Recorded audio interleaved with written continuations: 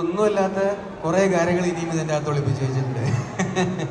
ഈ സിനിമ നമുക്കെല്ലാവർക്കും horror comedy സിനിമകൾ കാണാൻ എപ്പോഴും ഭയങ്കര താല്പര്യമാണ്. എന്നെ സംബന്ധിച്ചിടത്തോളം ഈ സിനിമയിലോട്ട് ഞാൻ എത്തിയത് എൻ്റെ റേറ്റേഴ്സ് കണ്ടന്റ് പറഞ്ഞപ്പോഴേ എനിക്ക് ഭയങ്കരമായിട്ട് വർക്കായി. സോ അത് നമ്മൾ ഡെവലപ്പ് ചെയ്ത് അതിന് ചെറിയ സിനിമയായിട്ട് തുടങ്ങാം എന്നുള്ളൊരു ഐഡിയയിലായിരുന്നു ഉണ്ടായിരുന്നത്. പക്ഷെ അതിനൊരു പൊട്ടൻഷ്യൽ ഉണ്ട്, വലുതാക്കാം എന്നുള്ളൊരു ആലോചന, പിന്നെ കംപ്ലീറ്റ്ലി പ്രൊഡ്യൂസേഴ്സിൻ്റെ സപ്പോർട്ടും നമുക്കുണ്ടായിരുന്നു. അപ്പോൾ വലിയൊരു സിനിമ തന്നെ ആക്കിയിട്ടാണ് ഞങ്ങളത് ചെയ്തിട്ടുള്ളത്.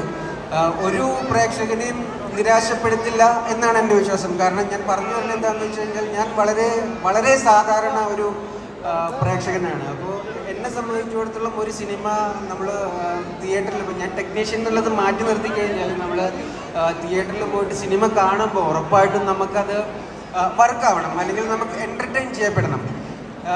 അത്തരത്തിലുള്ള എല്ലാതരം എൻ്റർടൈൻമെൻറ്റ് എലമെൻറ്റ്സും വളരെ ഓർഗാനിക്കലി നമുക്ക് ഈ സ്ക്രിപ്റ്റിൽ തന്നെ കിട്ടിയിട്ടുണ്ടായി. പിന്നെ അത് മാത്രമല്ല, കേരളത്തിൽ ഞാൻ തമാശയായിട്ട് പറയാറുണ്ട്, കിട്ടാവുന്ന എല്ലാ സോഴ്സും നമ്മൾ അത്തരം എൻ്റർടൈൻമെൻറ്റിന് വേണ്ടിയിട്ട് ഉപയോഗിച്ചിട്ടുണ്ട്. ഇപ്പോൾ എൻ്റർടൈനർ പാക്കേജ് ആയിരിക്കും ഈ സിനിമ, അതിൻ്റെ വാക്കാണ്.